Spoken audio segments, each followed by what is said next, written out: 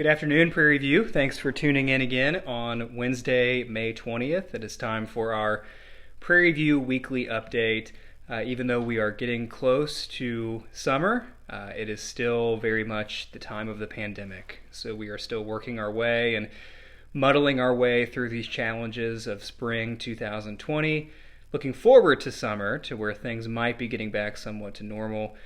But we still have a little ways to go. So these weekly updates are going to keep coming, presumably, for the next few weeks at least, as we move ahead into the future. Now, we hope you have a good Memorial Day here in a few days. That's something to look forward to. If nothing else, after everything so many of us have been through these past couple months, I'm sure an extra day off would be welcome. So hopefully you're looking forward to that the same way we are. And we are certainly grateful for those who make Memorial Day possible, the real reason for Memorial Day. Those who have lost their lives defending our country. We are grateful for those people. Now, I did want to give a few quick updates. Olivia was going to participate in this video, but she could not because it's been a rough day at the Halliburton household, just in terms of being a mom and having 3 small kids and trying to balance all the things that she balances. So if you can pray for her, and while you're at it, pray for the other moms too. We just celebrated them on Mother's Day, and rightfully so, but it's on regular old Wednesdays like today that moms really do their tough work. And so I'm grateful for Olivia, the mother of my children, and I hope that you're grateful for your moms. I hope that your kids are grateful for you if you are a mom. And we continue to pray for the mothers of our church, parenting through this pandemic, and fathers as well. Now, as far as announcements go, I did want to bring a few things to your attention. One you've already heard about, but we're going to keep talking about it because we need to communicate. And that is the fact that Sunday, May 31st is approaching.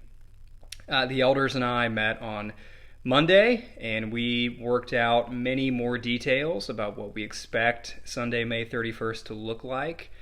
There were still a lot of logistics and nuts and bolts to figure out, and we made quite a bit of progress. There's still a ways to go. There are still things that we're going to have to troubleshoot and figure out and think and rethink about, but we're making some progress towards Sunday, May 31st.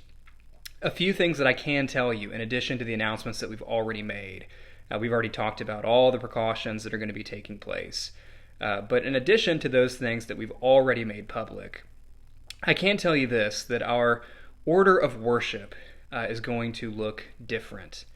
We're still going to have what we consider to be kind of the main elements of Sunday morning worship at Prairie View.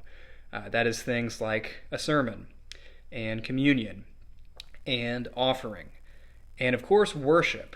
One of the big things we spent a lot of time talking about at our meeting on Monday was singing.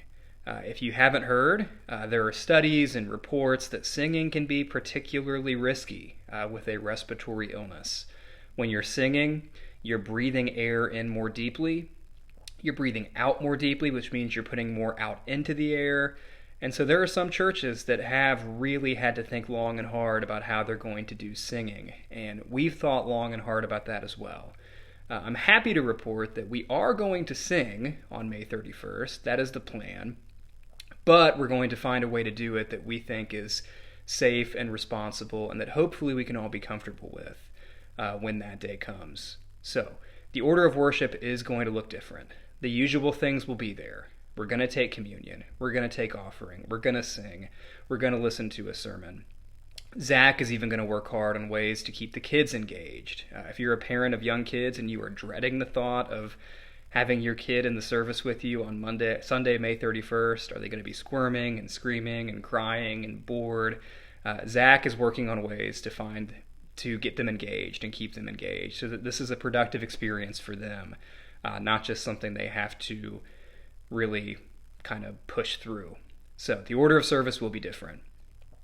We've also put a lot of work into things like the RSVP system. We've talked about that before, but Joshua has been working very hard behind the scenes to get that up and running. A lot of that kind of stuff will be going through our website. You'll be RSVPing through our website. You'll be able to fill out a connection card on our website. You'll be able to access the bulletin on our website for each Sunday. We're simply trying to reduce the amount of stuff we have to hand out, stuff we have to touch, but then also get a pretty good idea of who's going to be there each Sunday. That way we can properly set up the room and properly social distance. So these things are happening. Progress is being made on towards Sunday, May 31st. Be on the lookout for more information, but that is still the plan. And then I also wanted to draw your attention to a couple of other church events. Our men's breakfast has still been meeting every 2 weeks virtually through Google Hangouts. And our plan is to do the same thing this week.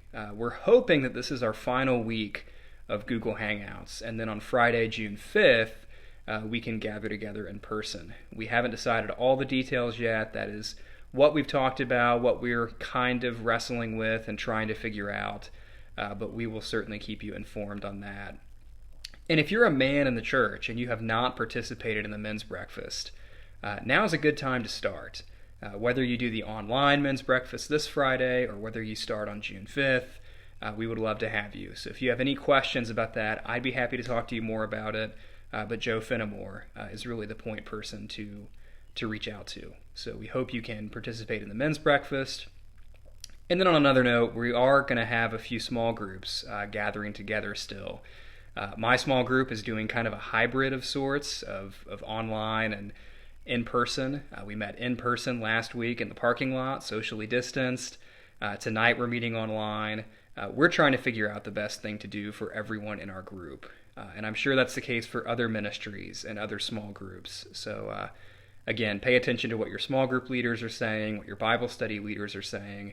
I'm sure that they're looking for ways to keep doing ministry, even in these weird times that we're in.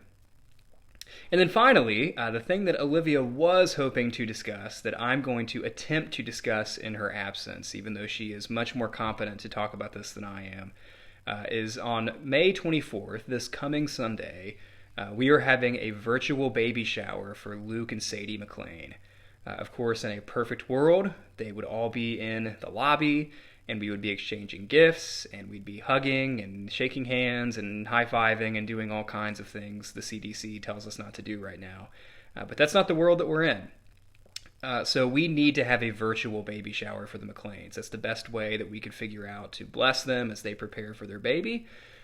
There are lots of details that you need to be aware of if you're going to participate in that. Because the event is virtual, it's a little more complicated. There are directions that you need to follow. There are RSVPs that you need to send. There's information that you need to get to Olivia and Megan and Bethany and Becca. They're the people to talk to. And I'm sure they'd be willing to answer your questions, sure to help you. Even though this baby shower is going to be a little more complicated than your typical baby shower at Prairie View, we want to have as many people participate as possible. To bless the McLeans, and then of course how refreshing it's going to be to just have some people of our church getting together to do something together, even if it is on a screen.